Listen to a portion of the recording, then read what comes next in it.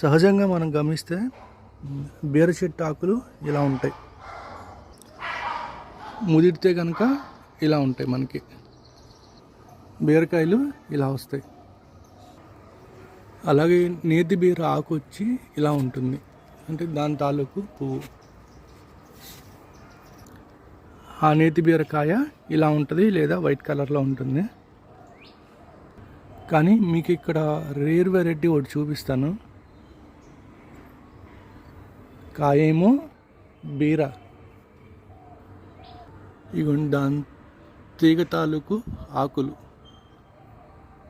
ఆకేమో నేతి బీరలా ఉంటుంది.